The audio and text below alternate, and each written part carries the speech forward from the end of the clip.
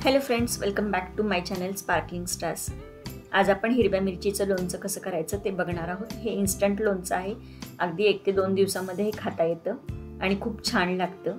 आणि हिरव्या मिरच्या कधीही अवेलेबल असतात, 12 महिने अवेलेबल असतात, त्याच्यामुळे तुम्ही हे लोणचं कधीही करून खाऊ शकता। हे लोणचं बनवण्यासाठी मी गडद रंगाच्या मिरच्या वापरल्यात, त्या थोड्याशा तिखट असतात। तुम्ही पोपटी कलरच्या मिरच्या वापरल्या तरी चालतील। आणि 2 लिंब घेतली आहेत, यांची देठं आपल्याला काढून घ्यायची। देठामुळे जर देठासकट आपण लोणचं घातलं तर ते लवकर खराब होण्याची शक्यता असते। खूप छान होतं हे लोणचं, नक्की ट्राय करून बघा।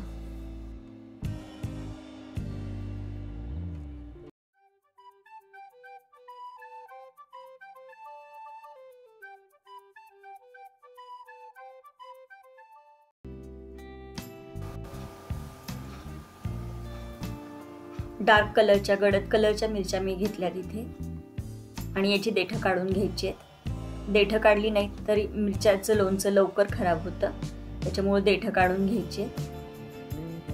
तुम्ही फिक्या कलरच्या मिरच्या मिळतात त्या पण वापरल्या तरी चालतील। सगळ्या मिरच्यांची देठं काढून घेऊन त्या छोट्या छोट्या तुकड्यांमध्ये कट करून घ्यायच्या। तुम्ही स्लिट पण करू शकता, उभ्या पण। मी बाईट साईज करते, म्हणजे एका वेळेला एक तुकडा तुम्ही खाऊ शकता। सगळ्या मिरच्यांचे मी तुकडे करून घेतेय आणि याच्यासाठी आपण एक मसाला बनवणार आहोत।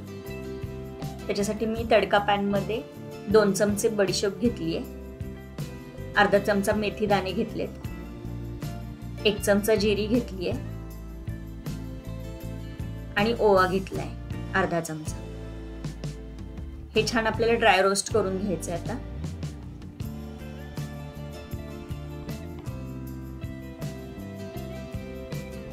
हे थोडंसं भाजलं, याचा छान सुगंध येतो, मग गॅस बंद करायचा आहे आणि याच्यामध्ये मी मोहरी घालणार आहे 2 चमचे। ही फक्त गरम करून घ्यायची आपल्याला 1 मिनिटभर। आणि हे आता मी मिक्सरच्या भांड्यामध्ये काढून घेतेय आणि तडका पॅन मध्ये मी तेल गरम करून घेतेय। तुमच्याकडे जर मोहरीचं तेल असेल आणि तुम्ही ते खात असाल तर ते तुम्ही वापरू शकता। माझ्या घरी मोहरीचं तेल खात नाही आम्ही, त्याच्यामुळे मी नेहमीचं जे कुकिंग ऑइल असतं ते घेतेय इथे। ते छान आपल्याला कडकडीत गरम करून घ्यायचंय। 2-3 मोहरीचे दाणे घालून बघायचे, ते छान फुलले की तेल कडकडीत गरम झाले असं समजायचं आणि गॅस बंद करून आपल्याला हे बाजूला ठेवायचे थंड होण्यासाठी। जो मसाला आपण जे भाजून घेतलं होतं, आपण ड्राय रोस्ट करून घेतले होते मसाले, ते छान मी बारीक वाटून घेतलेत। जाडसर असं थोडंसं वाटून घ्यायचं याचं। आता हे तुकडे करून घेतलेल्या मिरचीवरती घालते हा मसाला मी।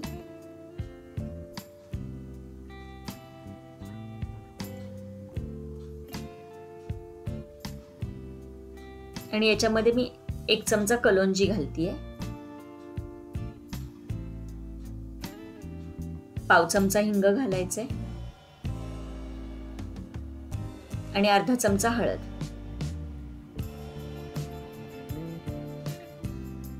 दीड चमचा मीठ घालते मी इथं।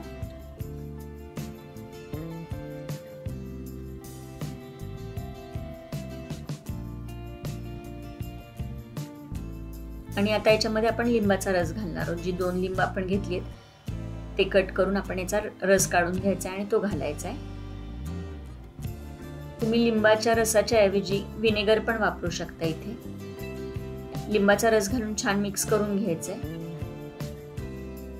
लिंबाचा रस घातल्यामुळे मिरच्यांचा तिखटपणा पण थोडा कमी होतो आणि लोणचं टिकायला पण मदत होते। छान मिक्स झाल्यानंतर याच्यात आपण गरम करून थंड केलेलं तेल घालायचंय। मी थोडं थोडं करून घालते आणि मिक्स करून घेतेय। लोणचं छान मिक्स झालंय। आता हे आपण एका काचेच्या बरणीत काढून घेऊया। कुठलंही लोणचं नेहमी काचेच्या बरणीत काढायचं। काचेची बरणी धुवून स्वच्छ उन्हामध्ये वाळवून घ्यायची आणि त्याच्यातच लोणचं वगैरे ठेवायचं, म्हणजे ते चांगलं टिकतं। खूप छान चटपटीत असं हे लोणचं होतं। तुम्ही भात वरणासोबत किंवा पोळी भाकरी सोबत सुद्धा खाऊ शकता। आणि छोटे तुकडे असल्यामुळे एका वेळेला एक तुकडा तुम्ही इझिली खाऊ शकता. खूप छान आणि चटपटीत असं हे लोणचं तयार होतं. नक्की ट्राय करून बघा. तुम्हाला जर माझे व्हिडिओज आवडत असतील तर व्हिडिओला लाईक, शेअर, कमेंट करा. चॅनलला सबस्क्राईब करा. पुन्हा भेटूयात अशा छानशा रेसिपीसोबत. तोपर्यंत बी सेफ, कीप स्पार्कलिंग.